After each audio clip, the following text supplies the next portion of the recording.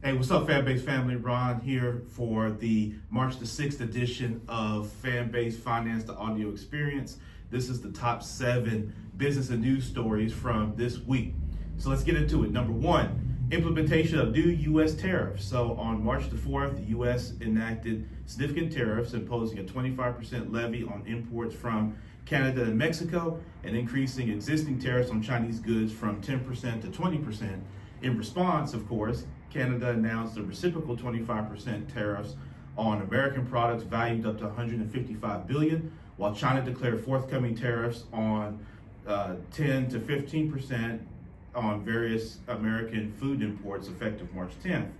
These measures have heightened concerns about a potential global trade war and its implications on international markets.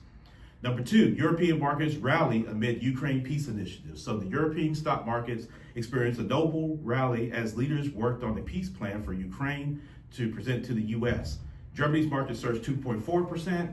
The UK's FTSE 100 index reached a record high. Defense stocks, including BAE Systems, saw significant gains, while both the euro and the British pound appreciated against the U.S. dollar.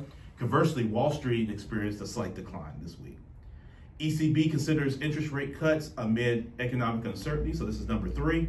The European Central Bank, ECB, anticipated to reduce interest rates in its upcoming meeting. However, there are concerns that further easing could inadvertently stimulate the economy before inflation is fully controlled. This decision is complicated by unpredictable geopolitical events such as the newly imposed U.S. tariffs, changes in the German government, and the ongoing situation in Ukraine.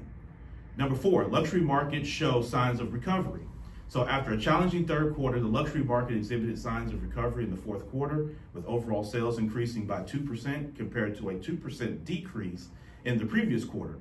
Factors contributing to this positive shift include improved customer confidence in China and a resurgence of aspirational customers.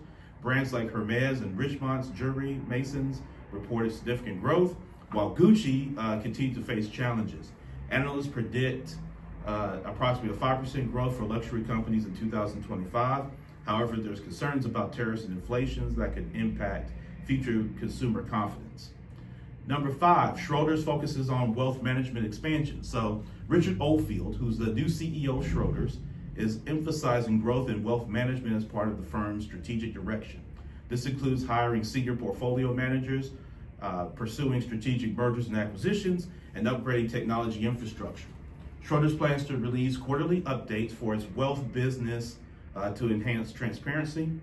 Oliver Grayson, who is formerly of JP Morgan, has been appointed to lead this initiative. Despite early successes in the UK wealth market, challenges persist in traditional asset management and private markets. Number 6, revised growth forecast for the UK economy. So the British Chamber of Commerce, or the BCC, has lowered its economic growth forecast for the UK, predicting a growth rate of 0.9% in 2025, down from the previous estimate of 1.3%. This revision is attributed to severe cost pressures and increased business expenses resulting from the autumn budget. Inflation is expected to remain above the Bank of England's 2% target until the end of 2027. Wow. With unemployment rates projected to rise. Business investment is also anticipated to decline this year. The BCC's outlook precedes the Chancellor's spring statement, where further government spending cuts are anticipated. These things are important because they have a cascading trickle-down effect to the United States that you may not always recognize until it's too late.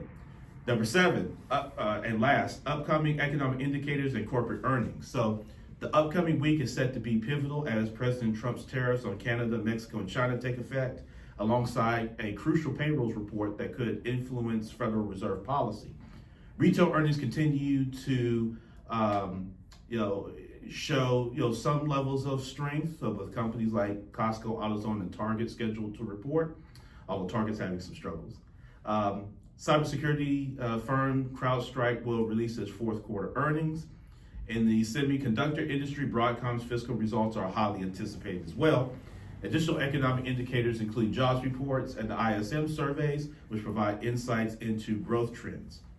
So all these developments underscore a dynamic global economic landscape influenced by policy decisions, market responses, at evolving corporate strategies. So, folks, this is your top 7 stories in business and finance for this week. So let's get back to the room. Let's get back to the conversation.